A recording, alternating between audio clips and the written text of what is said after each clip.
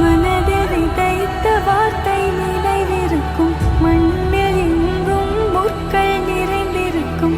தடைகள் எதையும் மகனே வென்று வா.